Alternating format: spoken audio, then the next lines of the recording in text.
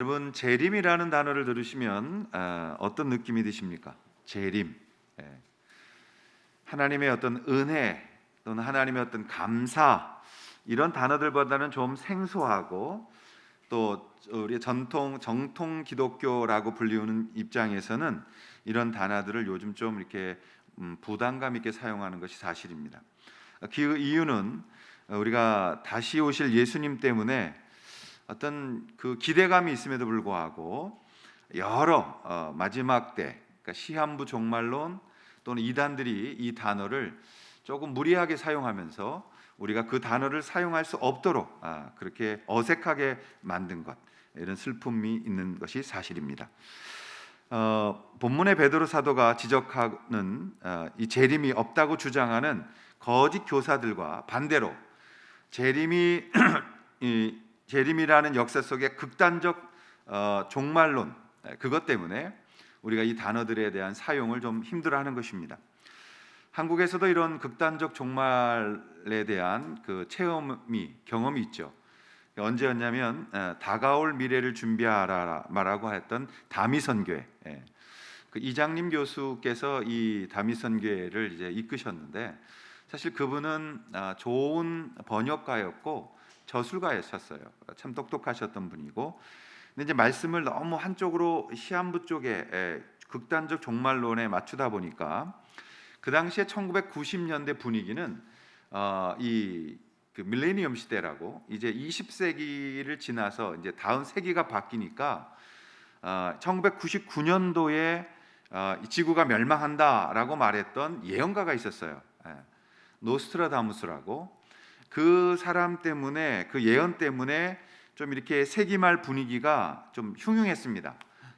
그런 걸 틈타면서 그 이 시한부 종말론인 다미선교라는, 다가올 미래를 준비하라라는 재림에 대한 굉장한 확신을 가지고 많은 사람들을 좀 미혹하게 했던 그런 사건이 벌어졌던 거죠. 그래서 이분들이 1992년 10월 28일 24시에 정오에 휴거가 일어난다라고 주장을 했습니다. 그것 때문에 많은 분들이 정말 준비하고, 어떤 분은 어떤 교회에서는 그때 휴거가 온다고 물을 샀대요. 제가 물어봤어요. 휴거 되는데 물은 왜 사냐고. 올라갈 텐데 물이 없을까봐 천국에. 그래서 그런 웃지 못할 해프닝도 굉장히 많았어요. 그리고 전부 다 흰 한복을 입고 주님 오실 날을 기다린다고 그냥 다들 모여서 막 오시라고 막 통성기도 하고, 이 구경 방송들이 가서 전부 다 그거를 보도하면서 이런 극단적 시한부 종말론이 얼마나 그 무서운지에 대해서 한번 경험한 것이 있죠. 아침에 새벽이 되니까 전부 다 그냥 얼굴 가리고들 막 집으로 돌아가느냐고 또 창피해하면서, 그때부터 이 재림이라는 단어들을 쓰기가 조금 이렇게 불편해졌어요. 그래서 재림 얘기하면 마치 우리가 시한부 종말론자처럼 그렇게 느껴질 때가 있었던 거죠. 미국에서는 뭐 훨씬 오래전에, 우리보다 기독교 역사가 빨랐기 때문에, 그리고 훨씬 더 크게 이런 시한부 종말론에 대해서 많은 사람들이 추종했던 사건이 있었습니다. 그럼 윌리엄 밀러라는 분이 계셨는데요. 이분은 좀 극단적인 그 성경 공부를 했어요. 그래서 16년 동안 이 종말론만 연구했던 성경 연구가였습니다. 그래서 윌리엄 밀러를 아주 추종하고 따랐던 분들이 있는데 엘렌 G 화이트 부부였어요. 근데 그 중에서도 이 여인이었던 엘렌 G 화이트가 아주 극성스럽게 따라다니면서 종말이 온다, 종말이 온다. 그래서 16년 동안 종말론을 연구한 끝에 1983년에 종말이 온다, 주님이 재림하신다, 세컨드 커밍 하신다라고 아주 미국 전역을 떠들썩하게 했습니다만 그때 안 오셨습니다. 그러자 계산이 잘못됐다. 1년을 우리가 너무 빨리 계산한 것이다. 그래서 다시 1844년에 두 번에 걸쳐서 재림에 대해서 예언을 했지만 그것도 맞지 않았죠. 근데 그들이 이런 일을 하게 될 때는 굉장한 체험이 있어요. 그래서 놀라운 것은 엘렌 G 화이트 같은 분들은 어마어마한 기적을 일으켰습니다. 그러니까 많은 사람들이 미혹당할 수밖에 없었고, 마치 정말 그날 주님이 오시는 것 같이 그것을 사모하면서 기다릴 수밖에 없도록 했던 게 사실입니다. 그래서 엘렌 G 화이트가 1915년 죽기까지 이 제7일 안식일 예수 재림교회를 이끌었었죠. 우리나라에도 들어와서 이 그 재림교회, 그러니까 안식일 교회가 있습니다. 우리가 이런 부분들에 대해서 극단적 종말, 극단적 시한부, 믿음, 재림파, 이런 단어들이 오늘 우리에게 좀 과격하게 들리고, 또 그런 말을 썼을 때 좀 저 사람 좀 이상한 사람 아니야? 좀 상식적이지 않은 사람 아니야? 라는 오해를 받게 할 수도 있다라는 것입니다. 그러나 여러분, 이 재림이라는 두 번째 오시는, 그러니까 첫 번째 오신 어린 양 예수, 이제 심판자로 오시는 심판자 예수, 그 세컨드, 두 번째 커밍은 분명히 일어나야 될 사건이고 우리 신앙의 궁극적인 목적이라는 것을 우리는 잊어서는 안 되는 것입니다.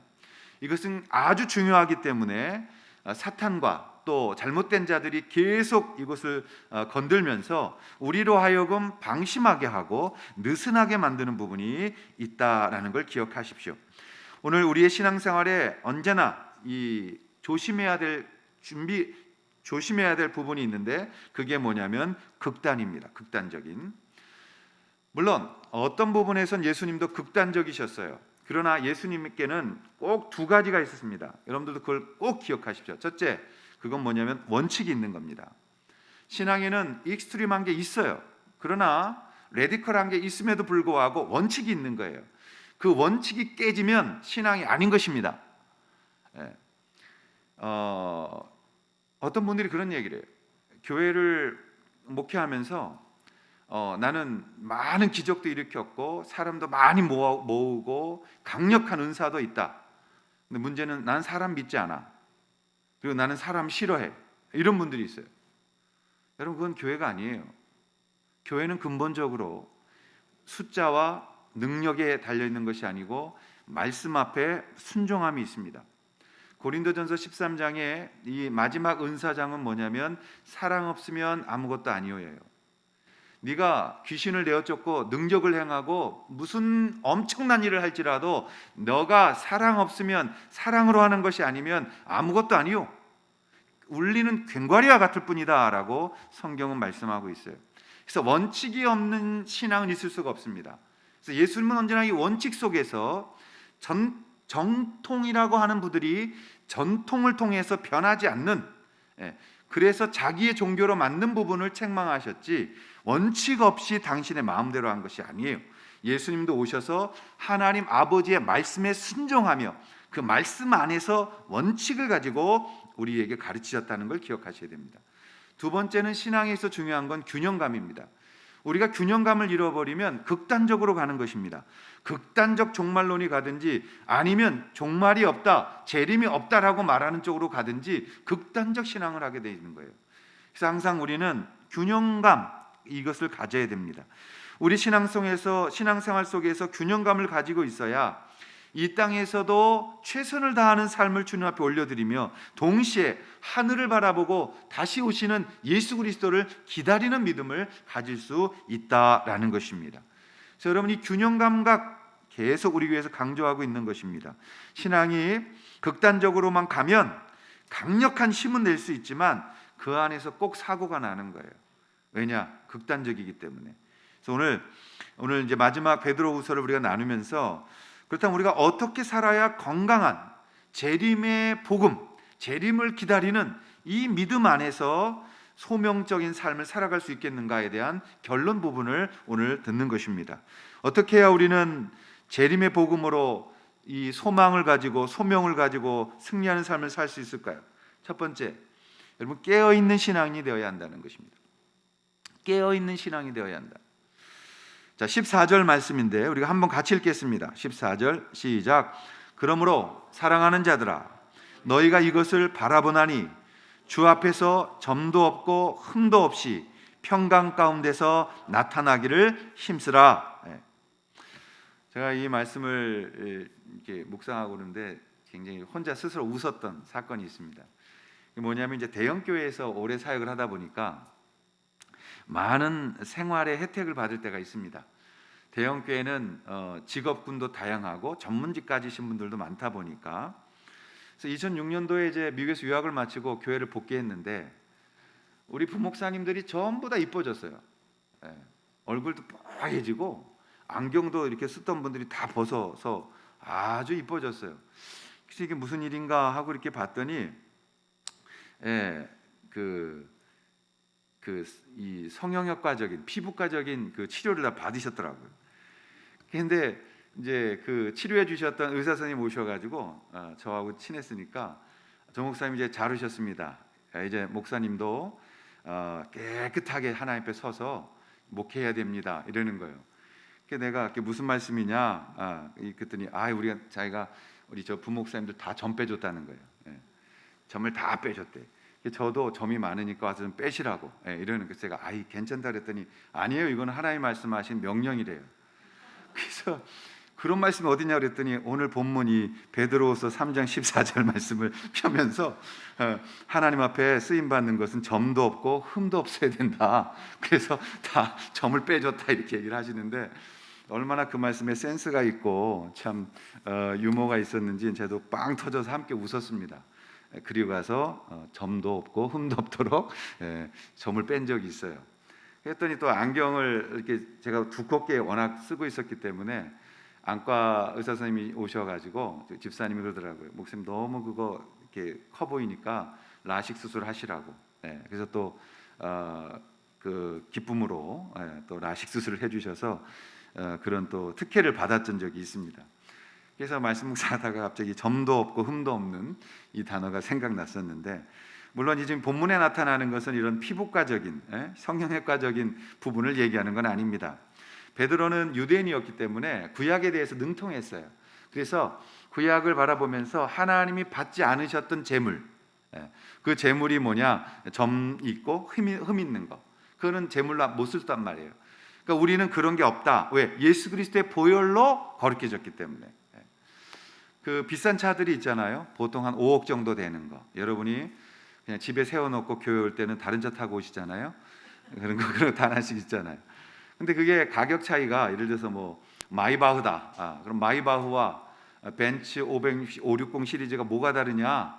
가죽 시트가 달라요. 저도 그걸 누구한테 들었어요. 근데 어떤 시트가 다르냐? 이 모기가 많은 데서는 이 송아지가 모기에 물리면은 거기에 흠 자국이 생긴대요. 그래서 그런 게 있으면 값이 안 나가는 거예요.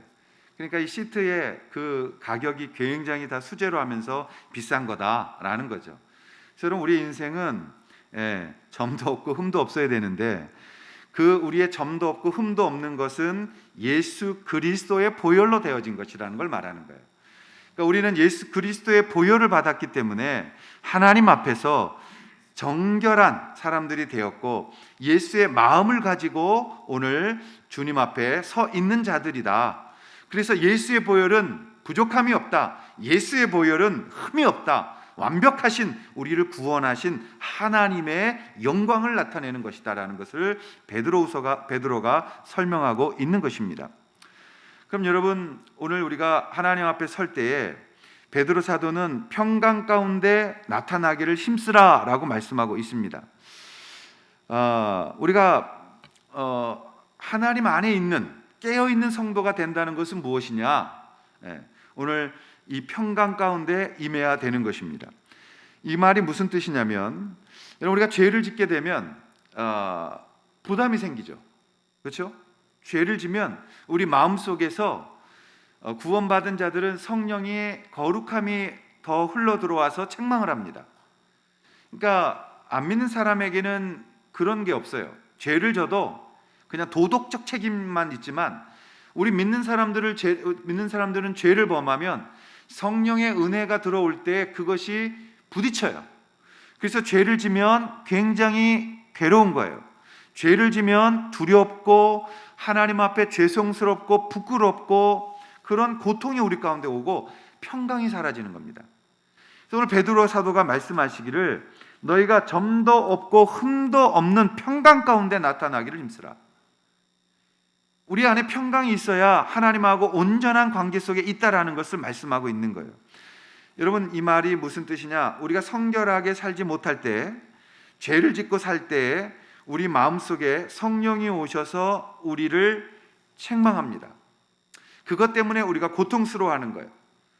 자, 그러면 평강이 우리 가운데 깨지는 삶을 살아서는 안 된다. 평강이 깨지면 죄 속에 거하면 재림에 대한 확신이 점점점 약해지는 것입니다. 주님 앞에 죄를 이겨낼 때에 재림에 대한 확신이 강해지는 거예요.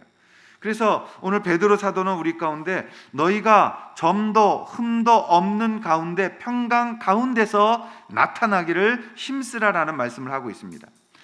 자, 그럼 우리가 깨어있는 신앙이 되기 위해서 이 땅에서 무엇을 할 수 있느냐? 훈련받는 겁니다. 그걸 경건이라고 그래요. 경건이라는 영어 단어를 보면 명사로 godliness라는 말을 씁니다.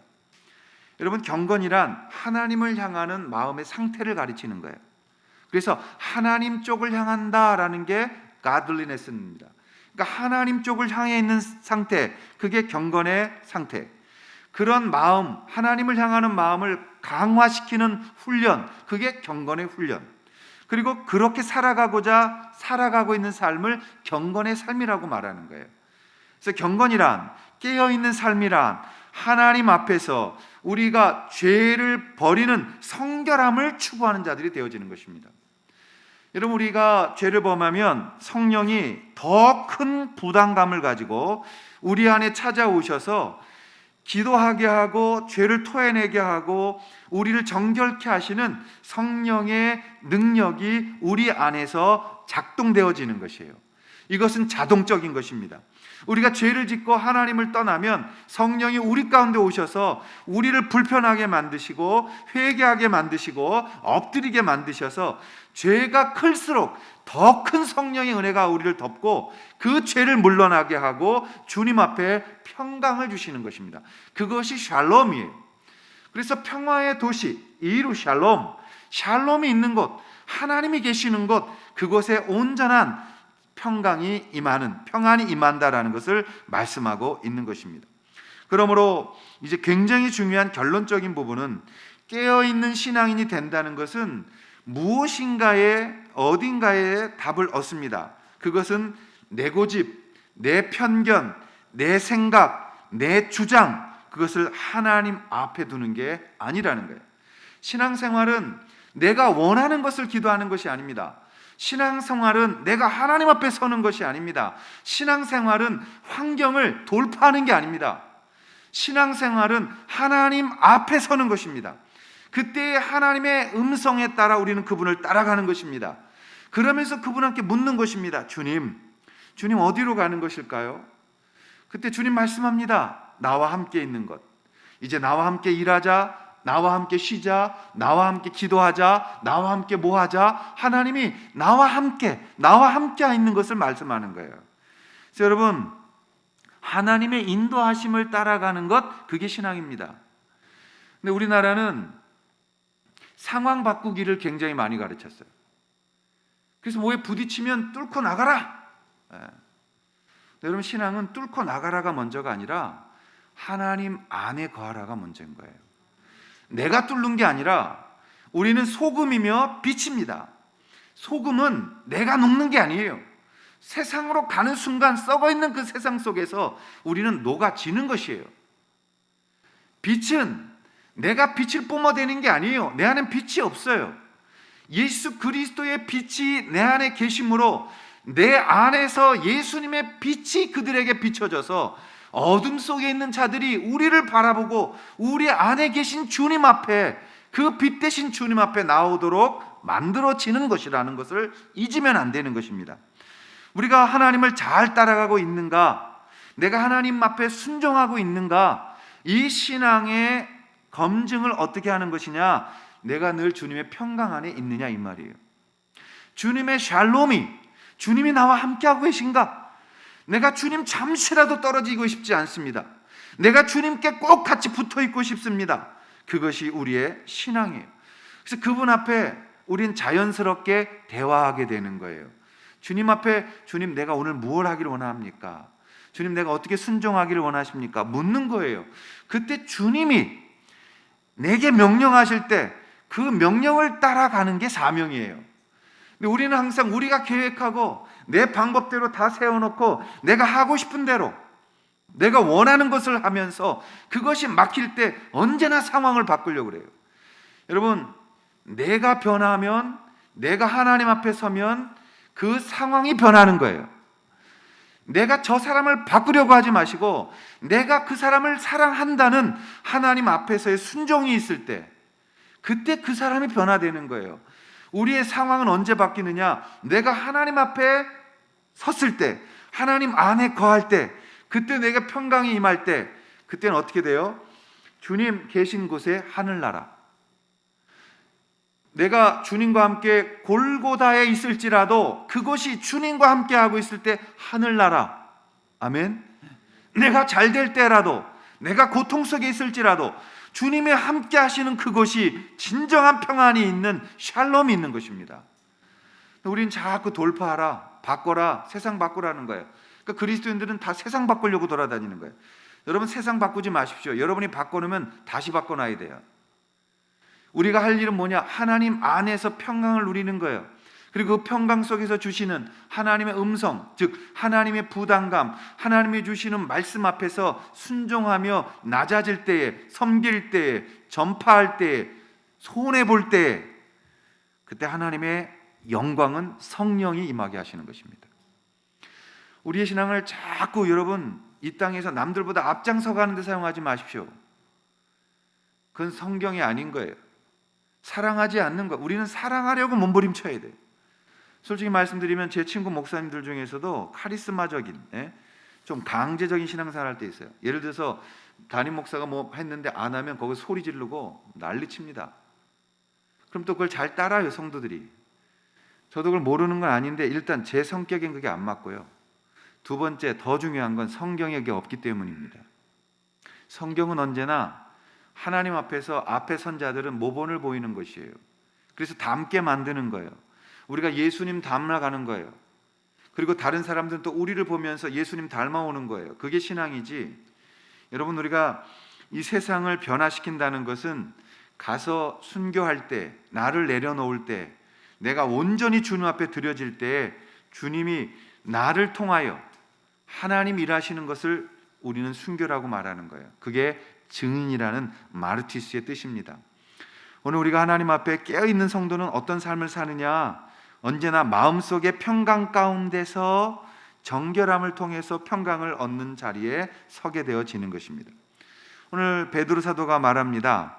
15절에 형제 바울도 그 지혜대로 너희에게 이같이 썼다. 종말에 대해서 똑같이 썼어요. 그래서 데살로니가 후서를 보면 이 바울 사도가 종말론에 대해서 이야기합니다. 근데 여러분 바울 사도의 종말론도 데살로니가 후서 또 3장까지 있는데 3장의 마지막 절에 어떻게 말씀하고 있느냐? 이렇게 말씀하죠. 평강의 주께서 친히 때마다 일마다 너희에게 평강을 주시고 모든 사랑과 함께 하시기를 원하노라 라고 문안합니다. 베드로도 너희 안에 평강 가운데 나타나기를 원한다 라는 말을 하고 바울 사도도 평강 가운데서 평강 속에 있기를 원한다 라는 말씀을 하세요. 이게 무슨 말이냐? 우리의 신앙은 평강 안에 있어야 되는 거예요. 우리가 죄를 짓게 되면 평강이 깨지는 거예요. 그래서 하나님 앞에 어찌할 바를 모르게 되고 그것 때문에 하나님의 재림에 대해서 두려워하게 되는 거예요. 그러나 그 죄를 이긴 자들은, 성결하게 사는 자들은 주 예수여 어서 오시옵소서, 지금이라도 오시옵소서 라고 주님 앞에 고백하게 되어지는 것입니다. 저는 목사였기 때문에 임종하시는 분들을 많이 볼 기회가 있었습니다. 근데 여러분 평강이 없는 분은 장로님들도 죽음의 강을 못 건너가시는 거예요. 요단강을 건너가야 되는데 요단강의 죽음에 대한 두려움이 있는 거예요. 왜? 하나님과의 평강이 없으니까. 이 땅 살면서 많은 기적도 일으켰고 많은 일도 했고 많은 업적도 세웠는데 본인은 요단강을 못 건너가는 거예요. 왜요? 예수 그리스도와 동행한 적이 없어요. 예수 그리스도가 내 안에 계신 확신이 없어요. 많은 일을 했습니다. 내가 많은 기적을 일으켰습니다. 내가 예수의 이름으로 많은 놀라운 일들을 했습니다. 그때 예수의 대답은 마태복음 6장에 뭐라고 말씀하셨어요? 나는 너를 도무지 알지 못한다. 나는 너를 도무지 알지 못한다. 불법을 행하는 자여 내게서 떠나가라. 신앙은 다시 말씀드립니다. 깨어 있는다는 것은 성결하게 사는 것입니다. 어떤 능력을 나타내는 데 있는 게 아니라 정결하게 사는 것입니다. 하나님 앞에 흠도 없고 점도 없고 흠도 없는 그 복음의 피를 받은 우리가 정결하게 주님 앞에 엎드리는 거예요. 그때 주님이 우리를 인도해 가시고 우린 주님을 따라가는 그 속에 우리의 참 평안, 샬롬이 우리 가운데 임하게 될 줄로 믿습니다. 이 거룩함과 성결함을 통해서 하나님 앞에 계속 깨어있는 주님 오심을 기다리는 우리 모든 복된 성도들이 되시기를 주님의 이름으로 축원합니다. 그렇다면 깨어있는 신앙으로 살아가기 위해서 우리는 무엇을 해야 되느냐?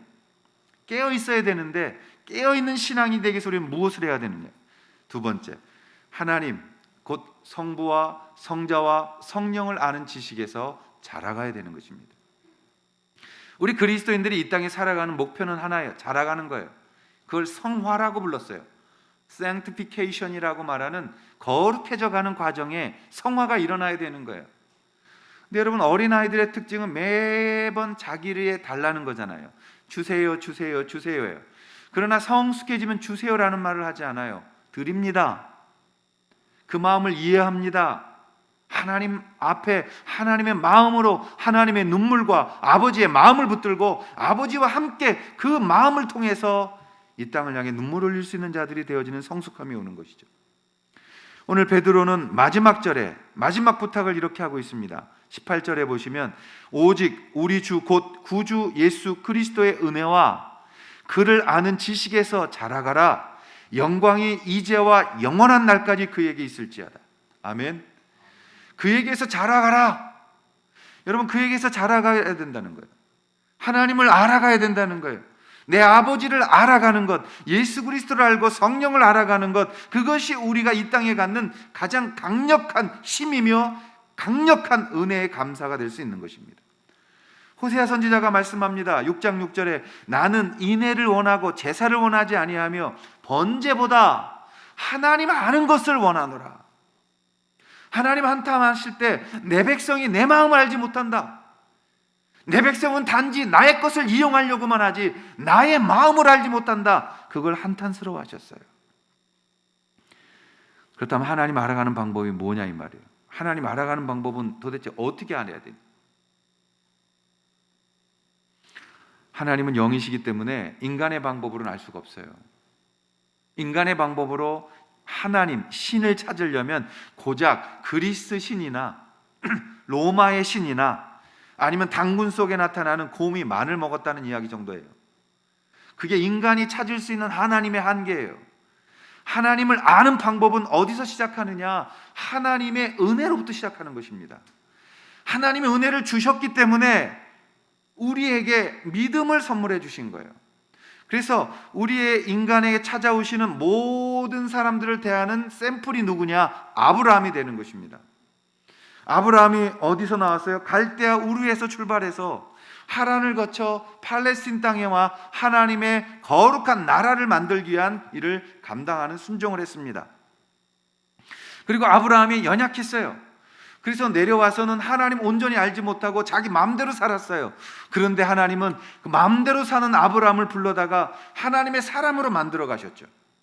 언약 맺을 때도 아브라함은 새를 쪼개지도 않고 잠들었어요.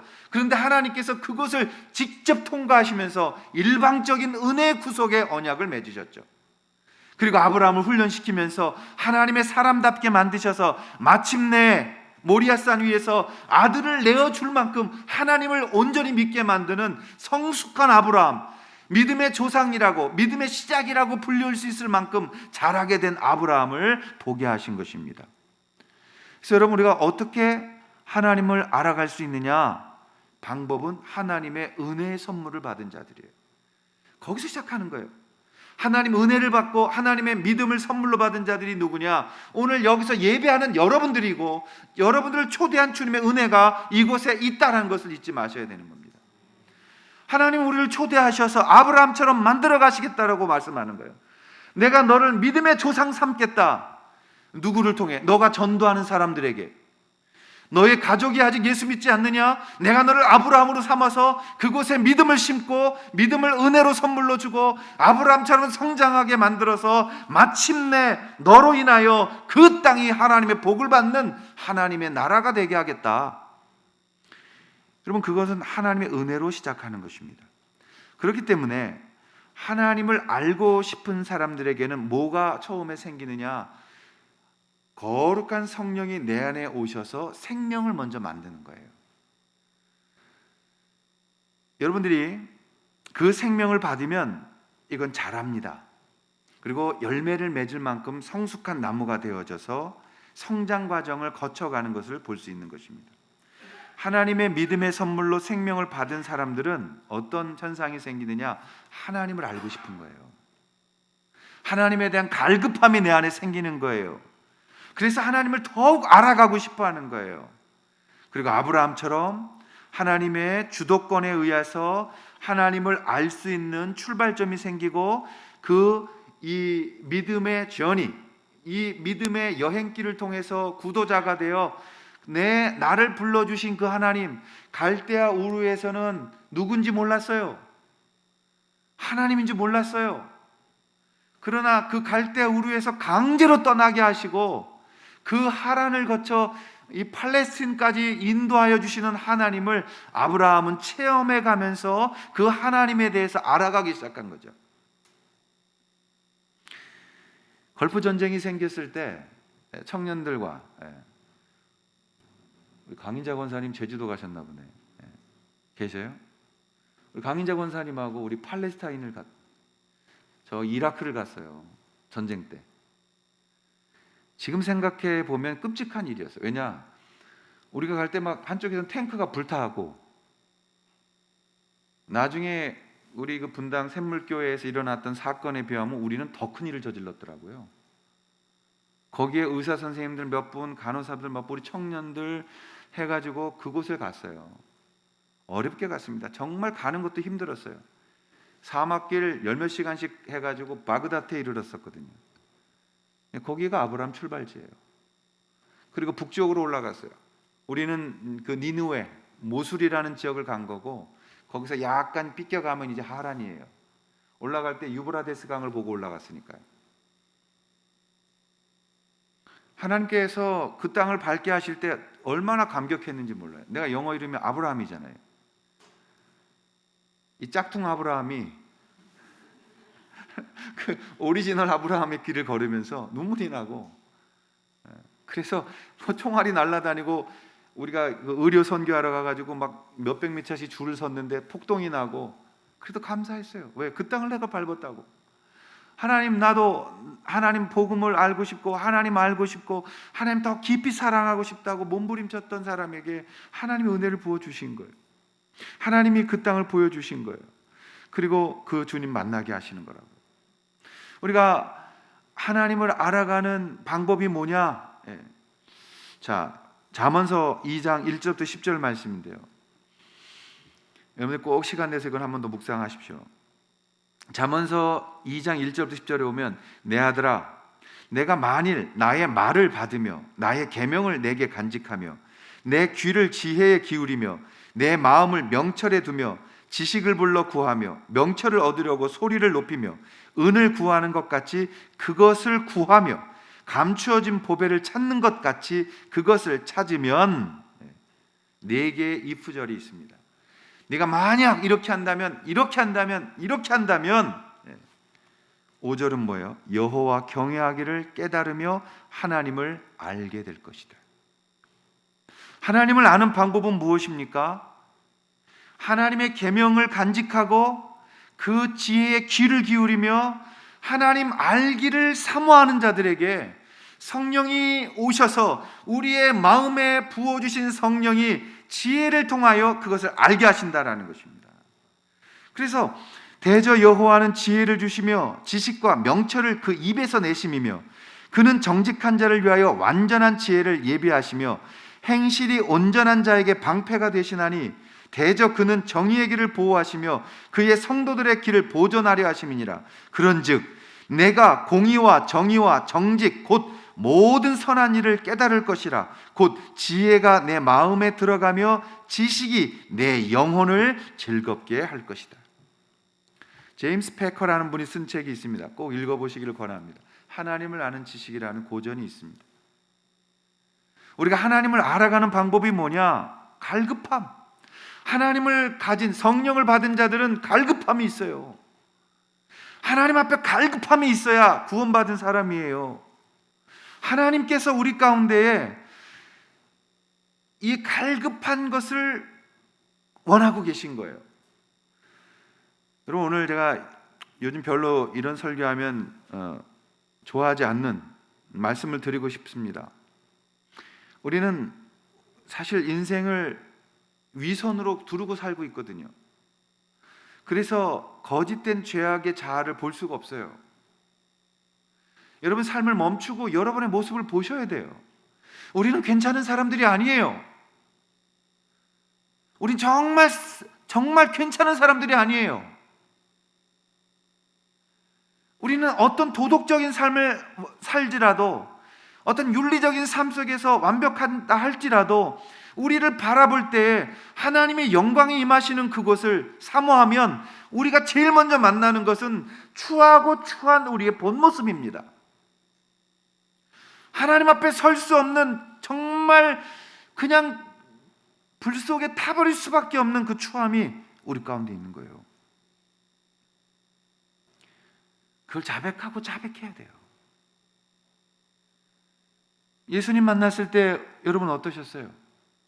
전 예수님 만났을 때 몇 달을 울고 다녔어요.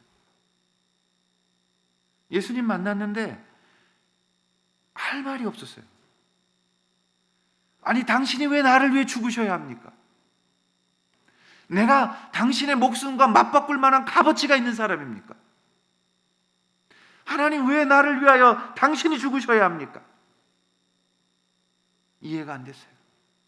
너무너무 기가 막혔어요. 감사가 터져 나올 뿐만이 아니라 너무 죄송스러웠어요. 저는 로마서 5장 8절 말씀을 구원받을 때 하나님이 읽으라고 해서 주신 말씀으로 받았어요. 우리가 아직 죄인 되었을 때, 내가 죄인 되었을 때 그리스도께서 나를 위하여 죽으심으로 하나님께서 우리에 대한 자기의 사랑을 확증하셨다. 이 말씀 붙들고 읽을 때마다 목이 메었어요. 하나님, 내가 무엇이 간데?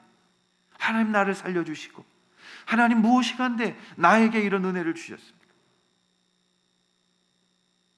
그리고 또 묵상하면 또 눈물이 나고, 하나님 너무 알고 싶어서 금식하고, 하나님 음성 듣고 싶어서 사모하고, 기도원 찾아다니고, 성경 읽고.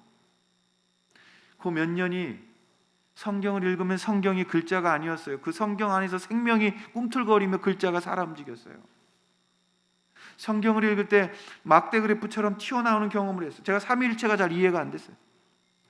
여호와 증인들이 매번 와가지고 시비를 거는데, 그 싸워도 나는 삼위일체라고 주장하지만 왜 삼위일체가 맞는지에 대해서 내가 이해를 못하면서 싸웠어요. 왜? 여호와 증인은 이단이라고 그랬으니까. 이단한테 지고 싶지 않았으니까. 책을 갖다 읽어도 솔직히 납득이 안 돼. 이해가 안 됐어요. 한 분이 세 분이고 세 분이 한 분인데 모이시면 하나의 성품을 가지고 한 분이시며, 이런 말이 좀 안 맞더라고. 근데 여러분, 복음 때문에 눈물 흘리고 하나님 앞에 감사해서 엎드리고 그 감격으로 인하여 나를 돌아보고 하나님 앞에 늘 읊조리며 기도하고 성경 읽을 때 에베소서를 폈어요. 에베소 1장에 성경이 막대 그래프로 3개가 올라왔어요. 제가 기력이 약해서 헛것을 볼 수도 있습니다만, 그래서 성경이 입체적으로 나와 그 속에 하나님의 인격이 흘러가는 걸 보여주시는 거예요.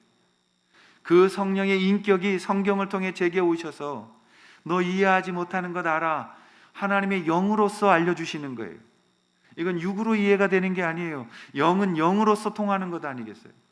주님이 말씀이 이해가 안 된다라고 엎드렸을 때 성령을 통해서 그 성경을 보게 하시며 그 성경 속에 살아계신 당신의 인격이 임하신 말씀으로 제게 오셨을 때 이제는 누가 뭐래도 삼위일체 하나님을 대하여 목숨을 걸고 내가 증거할 수 있을 만큼 분명한 확신을 얻게 되는 거죠. 여러분, 우리가 하나님 어떻게 알 수 있습니까? 그걸 우리는 물어야 됩니다. 대답은 무엇입니까? 오늘 초대된 여러분들, 성령께서 초대하신 여러분들 안에는 성령이 계시고 하나님의 영이 계셔서 하나님의 자녀가 만드시고, 여러분 안에는 하나님에 대한 굶주림과 하나님에 대한 갈망이 있기 때문에 오늘 이곳에 불러주신 거예요. 여러분, 예배는 찬송이 몇 개 부르고 조목사 설교 듣고 끝나는 것이 아니라 하나님이 영과 영으로서 여러분을 만나며 여러분을 터치하며 여러분을 치유하고 여러분을 성장시키는 것이 예배입니다. 예배는 예전의 순서로 끝나는 것이 아니에요. 예배 안에는 성령이 움직이시며 성령이 역사하시며 기뻐 받으시는 영광의 경배가 있는 것이 예배입니다. 그래서 예배만 드려도 신앙생활을 하는 거예요. 예배만 온전히 드려도 기쁨 속에 승리하는 거예요. 예배만 온전히 드려도 이곳에 계신 하나님을 만나는 거예요. 그리고 그 속에서 내 죄와 내 삶을 고백하고 그 주님의 새로운 힘으로 이 땅을 이겨나가는 자리에 앉게 되는 것입니다. 문제 뭐냐? 내가 주님을 사모하고 있냐 이 말이에요. 정말 주님 없으면 안 됩니다라고 고백하는 그 절박함이 있냐 말이에요. 그게 없기 때문에 우리의 인생의 나락에 하나님 우리를 떨어뜨리는 거예요. 사랑하시기 때문에. 너 나를 왜 안 찾아? 너 왜 나에 대한 간절함이 없어? 그리고 고생자리에 떨어뜨리니까 그 고생자리에 누굴 찾아야 돼? 하나님 찾는 거라고요. 그게 여러분의 은혜의 자리임을 믿으시기 바랍니다. 그게 우리에게 주시는 하나님의 축복인 거예요. 지금은 고난이라고 어렵다고 말하지만 거기서 주님을 만나는 자리가 되는 거예요. 하나님이 예수 그리스도를 십자가의 죽음의 그 자리에서 결정적으로 기뻐하신 거예요. 여러분, 하나님을 만나는, 하나님을 아는 지식은 갈급함에서 시작합니다. 그 갈급함은 내 죄를 토해내는 곳으로부터 시작합니다. 여러분, 병원에 가서 중한 병 걸려서 치료받을 때 제일 먼저 하는 게 뭐예요? 금식이에요. 싹 속 비워야 돼요. 그래야 제대로 진단할 수 있어요. 우리가 하나님 앞에 정직하게 서셔야 돼요. 종교인 다 내려놓고 직분 다 내려놓고 하나님 앞에 정직하게 서셔야 돼요. 그때 하나님의 음성 들립니다. 아멘. 그때 하나님 말씀 들을 수 있어요. 그때 듣는 말씀이 생명의 말씀인 거예요. 그리고 주님이 우리를 얼마나 사랑하시는지를 그 바닥에서 그 주님 앞에 은혜로 만나게 되어지는 거예요. 그 생명의 은혜를 맛보셔야 우리가 믿음의 생활을 살아갈 수가 있는 것이에요. 베드로후서를 마치면서 이 말씀을 전해드립니다. 우리는 마지막 종말에 관해서 두려워할 필요 없습니다. 왜냐? 우리는 재림을 기다리면서 그 재림을 염두에 두고는 살아야 돼요. 그러나 그 재림이 두려운 것이 아닌, 내가 오늘 하루하루를 재림의 복음으로 살아가며 주님을 위해서 애쓰고 정결하고 성결함으로 나아가는 것입니다. 우리가 애써야 되는 것은 다른 것이 아니에요. 정결함이에요. 하나님의 나라는 의가 있는 곳이라고 말씀하셨어요, 베드로가. 그 옳은 것, righteousness, 그 의가 있는 그곳에 우리가 들어가기 위해서 우리는 정결함, 성결함을 매일 갖는 것입니다. 우리가 그런 마음을 주님 앞에 붙들고 있을 때 주님 여러분에게 말씀하실 거예요. 여러분들이 그 복음 때문에 눈물을 흘릴 때 주님이 이 땅에서도 그 눈물 닦아주실 거예요. 그리고 그 아픔과 고통 속에 찾아가셔서 힘내, 너는 이길 수 있어. 왜냐하면 내가 너와 이곳에 함께하기 때문이야. 너는 혼자 이길 수 없지만 너의 눈물을 내가 보았고 네가 나를 사모하며 나를 소원하는 간절함을 보았기에 나는 결코 너를 포기하지 않는다는, 그것을 기다리게 하시는 것이 우리의 신앙의 자세인 것입니다. 저는 우리 교회가 담임 목사로 인하여 조직적으로 움직이는 것, 솔직히 말씀드리면 부담스럽습니다. 그러나 질서가 있어야 하고 그리스도인 사이에 예의가 있어야 하고 최선의 삶을 드리는 간절함이 있어야 돼요. 우리가 하나님 앞에서 나를 내려놓고 엎드려 울고 불고 하나님 앞에 간절함으로 몸부림침이 없는 곳에 어떻게 생명이 흐를 수 있겠습니까? 이제 11월 달부터는 게으름과의 싸움이에요. 예배당의 문이 열릴 때 우리 그동안 방역이라는 이름 하에 우리가 참 어색하게 예배드렸던 것들을 털고 하나님 앞에 나와 정말 생명의 은혜가 흘러가는 그 주님을 붙들고 이겨내기 위해서는 베드로후서를 마치는 이 시간 우리가 결단해야 됩니다. 나는 주님에 대하여 갈급하다. 나는 목마르다. 주님 더 알고 싶고 그 주님 더 사랑하고 싶고 그 주님을 더욱더 따라가고 싶다. 그런 영적인 사모함이 여러분들에게 있으시기를 주의 이름으로 축원합니다. 그 고대함이 있으시기를 바랍니다. 그리고 주님의 음성 듣기를 바랍니다. 그리고 행복해지시기를 바랍니다. 주님을 찬양하시기를 바랍니다. 마지막 요한계시록 22장 12절 13절 말씀을 우리 다 같이 읽고 기도하겠습니다. 함께 읽습니다. 시작. 보라, 내가 속히 오리니 내가 줄 상이 내게 있어 각 사람에게 그가 행한 대로 갚아주리라. 나는 알파와 오메가요 처음과 마지막이요 시작과 마침이라. 아멘. 주 예수여 어서 오시옵소서. 기도하겠습니다. 우리 함께 기도해 찬양 드리시고 마라나타 주 예수여 오시옵소서. 다 같이 한번 자리에 일어나셔서 함께 찬양하며 나아가시겠습니다. 우리 함께 기도해. 우리 함께 기도해. 주 앞에 나와 무릎 꿇고 긍휼 베푸시는 주 하늘을 향해 두 손 들고 하늘 문이 열리고 은혜의 비추기 이 땅 가득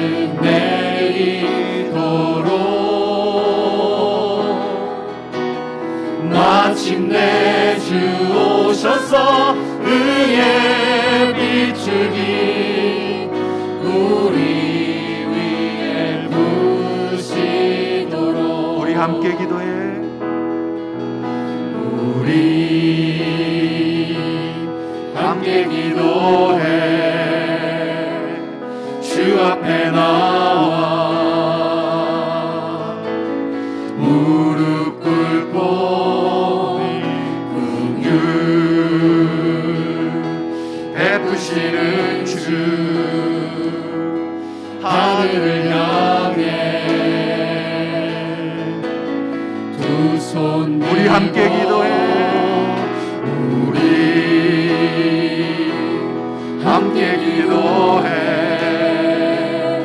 주 앞에 나와 우리의 영적 갈급함을 주십시오. 긍휼 베푸시는 주 우리 성도들이 다 같이 천국에 거하시는 하늘을 향해 하나님 약한 자들이 넘어지지 않도록 같이 기도하는 자들이 하늘 문이 열리고 은혜의 비추기 이 땅 가득 내리도록 마침내 주 오셔서 의의 비추기 우리 위에 부시도록. 아버지, 이제 우리가 그 날을 사모하며 살아가는 모든 성도들 머리 위에 성부와 성자와 성령의 능력으로 승리케 하여 주시기를 간절히 축원하옵나이다. 아멘.